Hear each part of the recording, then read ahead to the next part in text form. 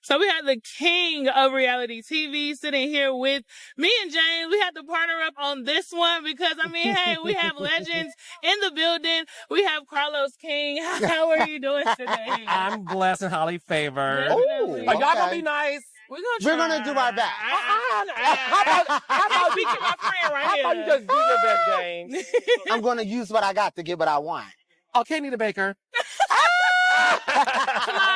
so let's kick things off, right? Yes. So, like I said, you are the king of reality TV, and right now we know Real Housewives of Atlanta is filming, okay? It's a lot of talk. It's a lot going on with Kenya being suspended. First off, do you think this season is going to be a dub, or do you feel like it's going to hold its weight with all that is going on with this season? Well, when it comes to the Real Housewives of Atlanta, it will always be, to me, one of the greatest reality shows in the world. Mm-hmm. And I think when you have a stellar cast that includes Kenya and Portia to begin with, and Jusadora, who's coming into her own, I think the show will be fine. I really do. Yeah. And with the cast, and like I said, you have Candy that announced that she wasn't going to return, and you have others that won't be returning this season. Do you think that it will be what it once was when we had the Nene Leakes and the Kim? Do you think that it will ever live up to what it once was? Well, I think as we see with the world, it evolves, right? And one thing I don't do is live in the past. Yeah. Like, you can't recreate the magic of the earlier days of Atlanta Housewives. You had Nene, Kim, Sheree, Candy, Cynthia, you know. When you were producing. Right, exactly. When the king was producing. Look, it was. When the king. James is the best child. I love him. So, you know, I am looking forward, though, to seeing the new legacy that the show can have. And I think, based on what I'm hearing this season, I think we're going to be in for a lot of surprises. Okay. Yeah. Well, Carlos, let's shift gears and get serious for a moment because I am a fan of Love and Marriage Huntsville. And so I have to send an RIP out to the family of Kiki. Yes. She was a beloved character, and I was always rooting for her. Yes. So I definitely want to give condolences to you. Thank you. Also to her family. Yes. You know, how did you receive the news, and how is the cast reacting? Listen, we're all still grieving in our own individual ways that you can imagine. It's a great loss. It's a sudden loss. It's an unexpected loss. And out of respect to the family who wants us to respect their privacy, I won't say too much about the details of it because everything is still sort of like, you know, coming together. But listen, we're all still processing it. It's not something any of us expected. And she was such a sweet, beautiful soul. She was. We loved Kiki over here. Kiki's my girl, you know. Purple Hearts Everywhere. That was the name of her fan base. And it is a great loss. And that's what I would say about it. And I appreciate what you said too, James, about like my complete heart and soul goes out to her family. Yes. You know, the Jabbar family. You know, the Moore family is something that, it is a great loss, and it has impacted everybody who was involved in the show, obviously in her life. And, like you said, rest in peace. Right. Absolutely. Yeah. Now, I got to ask you, now that we've gotten that out of the way, you know, most recently you did an interview with one of my faves, Claudia Jordon. I love her. We love Claudia. And it's funny because she said if TGIF gets canceled, she's going to come back and tell everything. James is so funny. And TGIF did get canceled, child. Like 2 days after I dropped the interview, I'm like, okay. She knew something we did. I'm like, what? Listen, I have done it the following week. Was Al Reynolds and that Beijing? James, be nice. I thought you'd be nice. I said I was going to use what I got to get, but I won. Now, don't misquote me because you a journalist, right? Hey, Portia. Hey, Portia. Was Al to blame? Because Armand said Al used what he knew, to quote Kelly Price, when she's not missing. Jesus. was out to blame because Claudia was tearing up and we Yeah. never see Claudia cry. Right? Yeah, no. You know? And so was out to blame because we know you know the inner workings with your cat eye, your good cat My eye. cat eye. No, that and I'm cat going to be eye. honest with you. I'm being very honest.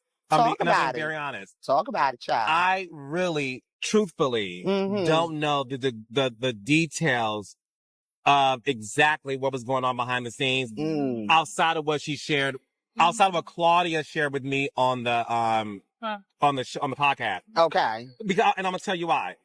I really wanted her to feel comfortable saying what she wanted to say, and I did not want to like in the camera say, "Well, okay, girl, what's the tea?" Because I didn't want to get involved in it so much. Because listen, I love Claudia, I love Punky.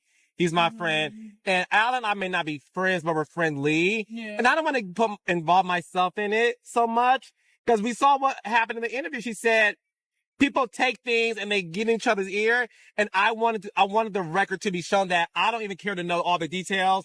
If she don't want to talk about it, I'm not going to ask her behind the scene. And I do have her phone number. What I will say is I have since spoken to Claudia since the show has officially been canceled. And she is doing as well as she could. And stay tuned. Okay. Stay tuned. Okay. Because we know you did say that you were supposed to be hooking her up with this new show. I didn't say that she did. Oh, okay. You really watched the whole thing, Jay. Didn't I tell you I was going to? I love you for Listen, that. journalists do what they need to do.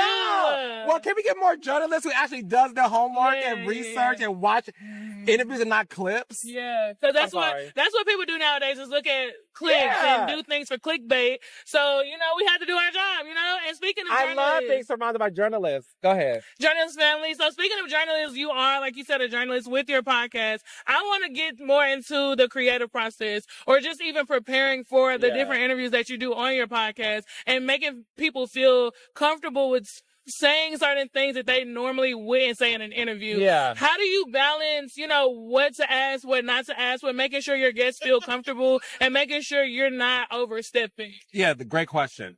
It's pretty much what you two are doing now, right? There's no cards. There's no laptop questions. You're kind of like just feeling the mood and the vibe. And I think once you could tell somebody's energy, it allows you to kind of know like, okay, I can like go more into it. So that's my process too. I don't write down questions. Okay. I do my research and I study. And then I keep it all in my head. And then I have to feel the energy from them. And there's a lot of times where people have said too, like, yeah, in the beginning, they were kind of closed up, but then they opened up to you, Carlos, afterwards. And that's what happens. So my process is I want to make sure all my subjects feel comfortable. And they know that it's not a gotcha interview. It's like, you can talk about, like Claudia, you don't want to talk about, I'm not going to press you. And I want them to know that there is somebody in the Black community that they can talk to and just be okay with addressing things in a safe space. Yes. And I have not had one, knock on wood, all the interviews I've done, I have not had one person say, well, I feel set up or something. They all, every last one, they have said to me, wow, thank you. Yeah. That's largely because you do those interviews by yourself. Because if you were to do those interviews with your partner in crime, Dr. Heavenly, people wouldn't feel as hospitable because Heavenly, cancel, baby. Because that old thing Heavenly. Are you not a Heavenly fan? No, I am not. Why, you Quads fan? No, I don't like. I do like Quad. Who's your favorite? But I love me some Miss Mariah Huck. Mother, the queen, the queen. Okay. We love Mariah. I love Mariah and old Buffy and Auntie Buffy. Auntie Buffy. I love their advanced studio. I love their advanced studio. Yes, and you saw because if you're going to do things, you got to do them right. And yes, I will give you credit for going on down to the studio. Honey, I drove an hour. Yeah, well, that's all right. We know you can afford the gas. But we know you can afford the gas because you're rich. I'm the settler. We know you can afford the gas because one thing we know about Carlos King is his cards don't get declines. That's one thing we know about Carlos King. As y'all can see, this is the yin to my yang. The Y'all Kingdom see? Rain cards don't get declined. That's one thing we know about them rain cards. He can make it rain all day. Okay? Let me reel it back in. Yeah. Let Bring me me reel back it. on in, Let but me them reel rain it. cards Shout out don't to get Dr. Heavenly. declined. She's a great co-host. Yes, for the well, we know recap she can do. fix a veneer. If you eating on a crab leg and your tooth chips, we know she can fix that. Okay, speaking of black stories, Yes. you are a producer. I've seen that you stated that you want to see more black reality TVs being produced by black production companies. Why is that important to you, and why are you using your voice for that? Because it's important that we see reflection of ourselves behind the scenes, and not just like the crew, which is important too, For sure. but the person at the top of the food chain, right? For sure. I was watching an interview that Denzel Washington did, and he talked about how it's important that black directors direct black movies. For And he sure. said, look at Schindler's List. Yeah. That was directed by Steven Spielberg. That's his culture. Could Spike Lee have done it? Sure. But it would have been different. Right. It would have, could Steven Spielberg direct, Do the Right Thing? Sure, he could, right? But would have been the same. Right. And I look at my reality shows where I really want more black celebrities who venture off into reality. Like, come to us. Right. We exist. I exist. You know, you two know my shows. It's like, we celebrate entrepreneurs. We celebrate business. We know how to like tell real stories. Yes. Life is messy. Life is dramatic. We do all those things too when we show them, but fundamentally, we show like the essence of the black woman and the black man. Yes. And in order for us to continue to do that, we need more people investing in us. Right. The way we invest in them. Right. For sure. Yeah. And for one more question from me, a lot of the reality TV shows that we loved back then, like you said, you don't live in the past, but a lot of those shows aren't doing as well as they used to. What plans do you have to kind of reel that back in and get people back in their homes watching more reality TV? Yeah, I think we have to talk about it more, right? That's why I love being here at Essence. I love, doing press, and I love meeting people like you two, where we can say like, oh my gosh, Carlos has this new show called Family Empire Houston that comes on Friday nights on OWN. Let's support him. Right. Let's spread the word. I love doing press because we are the culture. Right. We are the ones who set the trends.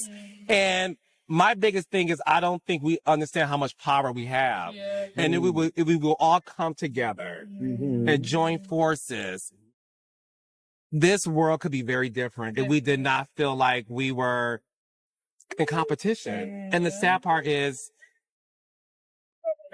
there's a lot of competition in our community, and that crabs in a barrel mentality. Yeah, we think it can only be one of us. And I feel good celebrating black people who are on my level, higher level, whatever level, because at the end of the day, I want their names out there too. And if you don't want to work with me, cool. There's other people you can. I always tell people, if you want to come with me, fine, go to a black person. Yeah. To another one. Yeah. There's more. Don't feel the need to just go other places. So we have to invest in each other. Well, I don't necessarily know if we need a bunch of schemes that Todd are going to say. No, we necessarily need that necessarily. You are crazy. We don't want to find ourselves in a rabbit hole. No, we don't, baby. Foolishness and that. No, Okay. Don't stop. Don't lead us beside the still water, honey. We'll do Chasing more. waterfalls. We'll do more. Not all of us can swim. And black people, we can't get our hair wet. All right. All right. That's What's next for Carlos King? Okay, so Family Empire Houston, every Friday, 8 o'clock, 7 Central on OWN. Love and Marriage Huntsville is out right now. Yes. Saturdays, 8 o'clock. We got more announcements coming in my podcast, Reality with the King. Every Tuesday, YouTube, Apple, Spotify, wherever you get your podcast. As James said, honey, it's 8. Honey. Yes. Don't miss it.